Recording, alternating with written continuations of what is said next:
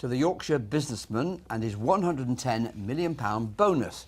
Tomorrow, the York-based house builder Persimmon will give an update on its trading performance, but it's the bumper payout to its chief executive, Jeff Fairburn, that is making the headlines. Mr Fairburn is being rewarded for quadrupling the share price of the company over 5 years. The size of the bonus has been criticised, but does he deserve it? Ian Reeve reports. Persimmon's advertising suggests its homes can give us a hassle-free lifestyle. Hassle-free, though, is not a description that can be applied to the York house builder at the moment. It's awarded a bonus of about £110 million to its chief executive, Jeff Fairburn. Some critics have called that obscene.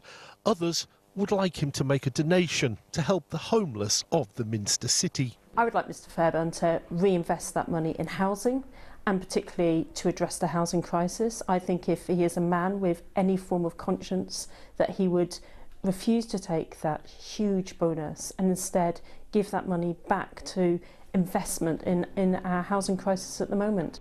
The Persimmon boss got his bonus by helping the company's share price quadruple, so it's deserved, say those who follow the financial markets. People would generally say you shouldn't be rewarded for failure and you shouldn't be just getting this as the norm, and they haven't failed, they have succeeded, and so it's just the scale of it that is really surprising people.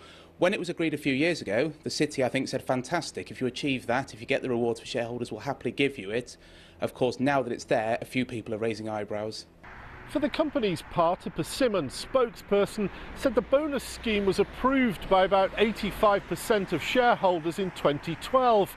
It was intended to drive out performance. So in the 5 years to 2017, Persimmon built 72,500 new homes.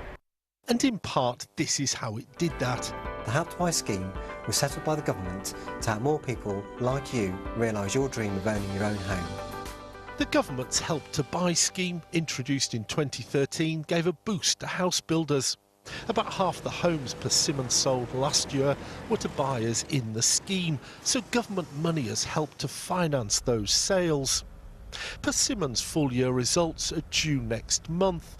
The boss may take the opportunity to address the bonus issue, perhaps contribute to charity, or keep quiet and keep the money.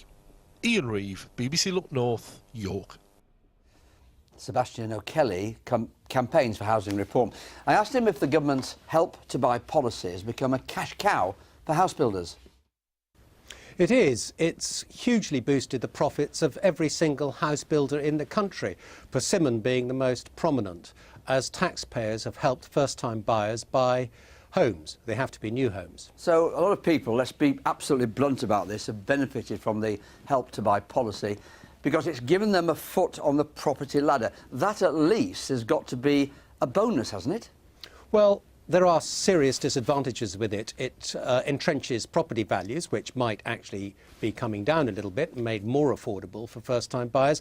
But the worst part about this is that so many of these new houses that have been built, particularly by Persimmon, have been leasehold, which means that young first-time buyers have come off assured short-term tenancies and gone on to long-term ones. And the freehold of these properties have been sold on to freehold speculators, often based offshore. This is what's fueled the profits for the house builders, and it's an outrage. It's all very well, though, having a whack at this incredible bonus, which is beyond the imagination of most of us, to say the least. But the shareholders decide what bonuses are paid, don't they? They do, and they were relatively quiescent about this a few months ago, but now, since then, the chairman and another director have resigned, so they're pretty shamefaced about it. This story isn't over by any means. It's an outrageous bonus. It's mainly paid for by taxpayers funding this housing boom and housing profits for the house builders, and I don't think Mr. Geoffrey Fairburn will be getting it in the end. He really ought to be using this money to put right the disadvantaged Persimmon customers who bought leasehold houses and other leasehold products with very onerous lease terms. Sebastian O'Kelly, thank you very much indeed for joining us.